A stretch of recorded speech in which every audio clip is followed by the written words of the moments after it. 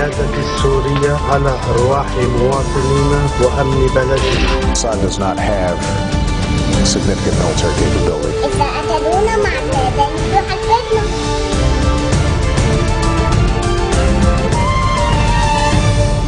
Bonjour à tous et merci de nous rejoindre sur Futur TV pour cette nouvelle édition de la rédaction. Voici les titres de ce journal. Russes et Français admettent que des divergences persistent sur le dossier syrien. Pour Paris, le régime de Bachar el-Assad est responsable du massacre à l'arme chimique du 21 août. Moscou parle de provocation de la part des rebelles. Le patriarche maronite Bshara Raï salue les prises de position du chef de l'État Michel Sleiman concernant le Liban et ses institutions et appelle au soutien de la déclaration de Mabda. Un ressortissant syrien, Moussa Moussafa Ibrahim, périt dans l'explosion d'un corps suspect à son lieu de résidence à Halat. C'est dans le Kesserwan. Les forces de sécurité ont ouvert une enquête pour élucider les circonstances de l'incident. Et à suivre également dans ce journal, opération titanesque réussie à Giglio. L'équipe de redressement du Costa Concordia, échouée depuis 20 mois, a achevé ses travaux après 19 heures d'efforts. La Russie a des raisons sérieuses de croire que l'attaque chimique du 21 août près de Damas était une provocation de la part des rebelles. Une déclaration signée Sergueï Lavrov, le ministre russe des Affaires étrangères, s'exprimait à l'issue d'une rencontre avec son homologue français à Moscou. Laurent Fabius qui a de nouveau accusé le régime de Damas d'être responsable de l'attaque chimique. Les deux hommes ont reconnu que malgré les discussions, des divergences demeuraient entre Paris et Moscou, même si les deux capitales ont pour objectif commun de trouver une solution politique afin de mettre fin au bain de sang en Syrie. Sur la question précédente du rapport Sellström, du nom du chef des inspecteurs, il nous semble que ce rapport est, comme l'a dit M. Ban Ki-moon, le secrétaire général des Nations Unies, un rapport accablant. Et quand on examine à la fois l'importance du gaz sarin utilisé, les vecteurs qui ont été utilisés, les techniques que cela demande et d'autres aspects encore, il nous semble y avoir aucun doute sur le fait que le régime est à l'origine de ce massacre chimique du 21 août. Nous sommes très attachés à la paix et la France est une puissance de paix. En même temps, bien évidemment, si l'on veut obtenir la paix, il faut parfois faire preuve de fermeté. Et dans la question syrienne,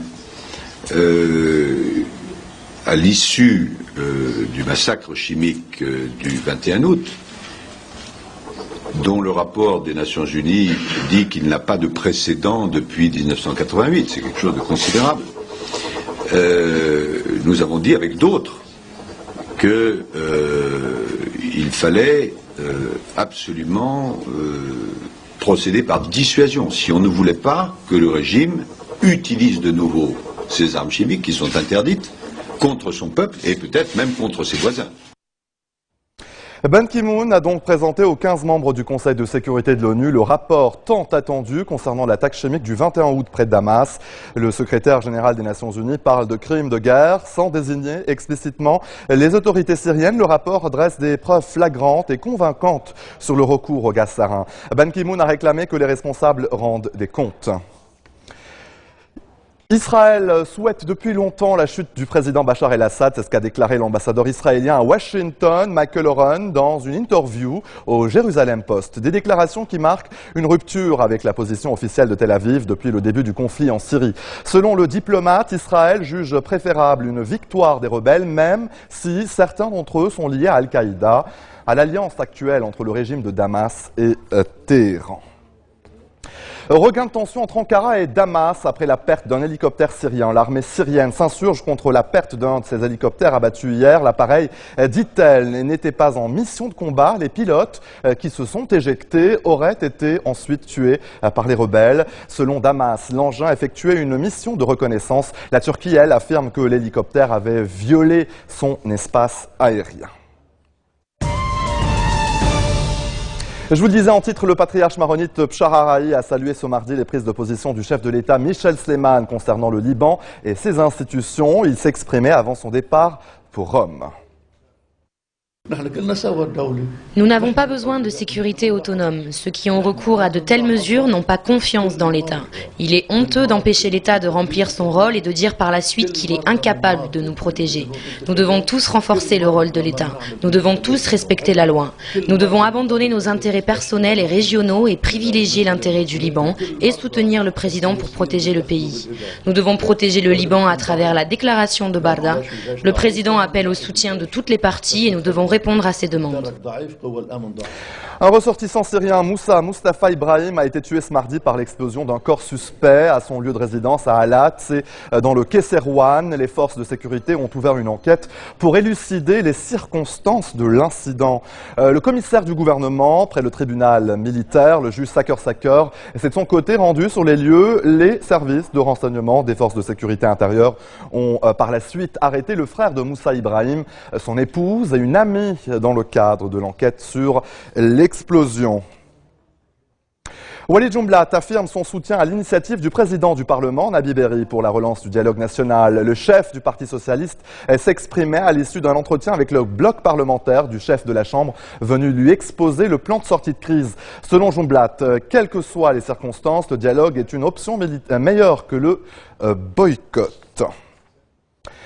Le président libanais Michel Sleiman a appelé à la formation du nouveau gouvernement dans les plus brefs délais. Un gouvernement d'union nationale à même de s'occuper des soucis des citoyens alors que le pays fait face aux répercussions des crises régionales. Le chef de l'État a appelé les responsables politiques à prendre leurs responsabilités et à ne pas entraver le processus de formation du nouveau cabinet avec des conditions rédhibitoires.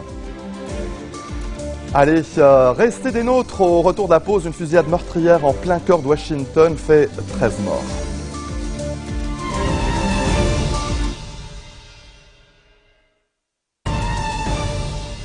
Retour sur le plateau de l'info et en bref dans le reste de l'actualité, une fusillade meurtrière dans un immeuble de bureau de la marine américaine en plein cœur de Washington. L'auteur présumé de l'attaque, Aaron Alexis, un homme noir de 34 ans originaire du Texas.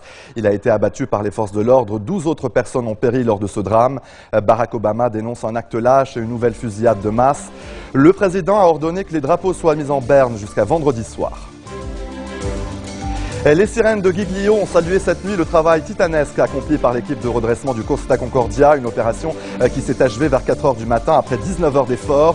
Le redressement de ce mastodonte donc de 114 000 tonnes, échoué depuis 20 mois à quelques mètres du Giglio, coûtera plus de 600 millions d'euros. L'accident avait lui coûté la vie à 30 personnes et 2 passagers sont toujours portés disparus.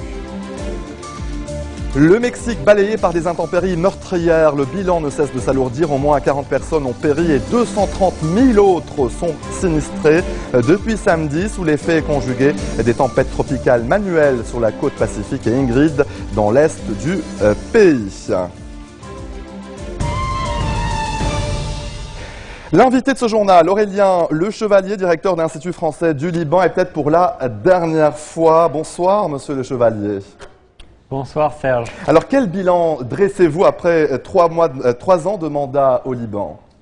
Je sais, c'est passé vite, on a l'impression que ça fait 3 mois, mais en fait ça fait 3 ans déjà. Le bilan, j'espère qu'il est positif. On a mis en œuvre beaucoup d'actions dans le domaine de l'éducation, de la coopération, de la culture. Donc je dirais qu'il y a eu beaucoup de travail qui a été fait, toujours avec le souci de mettre en valeur nos partenaires libanais, de travailler à Beyrouth, mais aussi dans toutes les régions du Liban. Ça, c'est très important pour nous. Vous savez que l'Institut français du Liban est présent non seulement dans la capitale libanaise, mais également dans le nord, à Tripoli, à Jounieh, à Der El Kamar, dans le Chouf, à Zarlé, à Baalbek, dans la Beka, ou encore dans le sud du Liban, à Saïda, Nabatiyeh et Tyr. Donc, ce travail dans tout le Liban, il a, j'espère, servi à renforcer les liens d'amitié entre le Liban et la France à travers des projets pour la jeunesse, pour le livre, pour le cinéma, pour le renforcement des institutions libanaises aussi, c'est très important, ou les écoles françaises. Oui, et parmi vos réussites, bien sûr, on note le label L. Le label L, c'est un nouveau projet qui a pour vocation de renforcer le tourisme au Liban et de donner un label linguistique aux hôtels qui parlent à la fois le français, l'anglais et l'arabe. Donc on organise avec ces hôtels des formations et quand on leur donne le label L, ça veut dire que les clients de l'hôtel peuvent être reçus et servis à l'hôtel dans les 3 langues. Donc ça fait partie, si vous voulez, de la promotion aussi du français langue professionnelle pour montrer que le français, la langue française est une langue de l'éducation, de la culture, bien sûr, mais aussi une langue de l'entreprise, une langue de la vie de tous les jours, une langue de l'avenir en fait. Et si vous étiez encore au Liban pour une année, un autre mandat d'1 an, qu'est-ce que vous souhaiteriez en tout cas engager comme réforme ou travaux dont justement à l'Institut français du Liban? Il y a beaucoup de projets qui sont en cours. Je peux penser par exemple à un projet de formation des fonctionnaires dans les municipalités libanaises. Je pense que c'est très important en lien avec l'Union européenne, l'Agence française de développement, des partenaires libanais et français. Je pense aussi à la situation liée aux réfugiés syriens au Liban, où il faut que de nombreuses mesures soient prises pour accueillir ces réfugiés, notamment dans les écoles libanaises, mais pas seulement. Le travail des associations est très important dans ce domaine et nous voudrions les soutenir au maximum avec différents projets de l'ambassade de France, de l'Institut et de l'Agence française de développement. Et puis dans le domaine de la culture, il y a beaucoup de projets, beaucoup de travail à faire. Le futur projet Beit Beyrouth, la maison jaune de Sodeco aussi, qui sera, je l'espère, ouverte en 2015 et qui sera un musée de l'histoire de la ville de Beyrouth et de la mémoire de Beyrouth. D'autres projets dans les domaines du cinéma ou des arts visuels ou des écoles. Donc je suis sûr que si j'étais resté une année de plus, il y aurait eu beaucoup de travail à faire. Et donc, parlez-nous un peu de vos futurs projets. On sait que donc, vous êtes attendu à Paris à partir de jeudi, justement. Alors, qu'est-ce que l'Horizon offre à Aurélien Chevalier? Écoutez, d'abord le travail ici va se poursuivre avec toute l'équipe, bien sûr. J'ai un successeur qui arrive dans quelques jours, qui s'appelle Henri Le Breton, et j'espère que vous le recevrez sur cette antenne. Je serai, quant à moi, à Paris. Je travaillerai en lien avec le ministère des Affaires étrangères et la présidence de la République auprès de Nicolas Hulot sur l'environnement, la protection de la biodiversité et le changement climatique pour préparer un sommet qui se tiendra à Paris en 2015. Et notre objectif à tous, ce sera d'obtenir un nouvel accord international sur le climat. Voilà, donc à très bientôt depuis Paris, j'espère. Justement, peut-être un dernier mot à nos téléspectateurs, à tous ceux qui vous ont connu au Liban. Je voudrais les remercier pour leur accueil, pour tout le travail qu'on a fait ensemble, leur dire que ça a été un plaisir de vivre au Liban, de partager tous ces projets avec eux. Et puis je voudrais remercier la Future qui nous a accompagnés, qui nous a suivis et ce programme en particulier. Donc merci à Serge, merci à Nour et à toute l'équipe. Et je sais qu'il y a de nouveaux projets de partenariat entre la France et la Future TV qui seront peut-être dévoilés dans les prochains jours. Donc voilà, la vie continue, la roue tourne et je souhaite à tout le monde bon vent et à très bientôt. Merci beaucoup Aurélien d'être venu pour la dernière fois sur notre plateau. Je rappelle que vous êtes le directeur de l'Institut français du Liban et bien sûr bon vent et bon succès pour vos futurs projets. Et c'est ainsi que se referme cette édition. Voici tout de suite le rappel des titres qui ont marqué l'actualité de cette journée. Russes et Français admettent que des divergences persistent sur le dossier syrien. Pour Paris, le régime de Bachar el-Assad est responsable du massacre à l'arme chimique du 21 août. Moscou parle de provocation de la part des rebelles.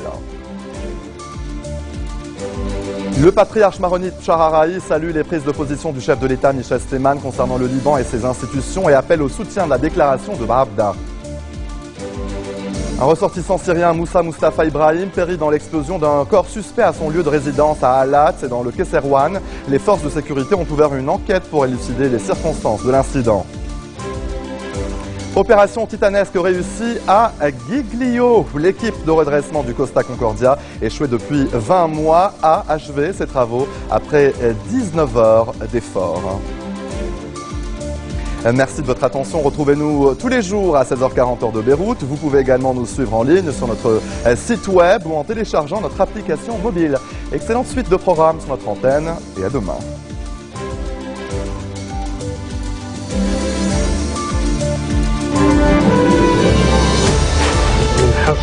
القيادة السورية على أرواح مواطنينا وأمن بلدنا. Assad does not have significant military capability. إذا قتلونا مع اليابان نروح على بيتنا.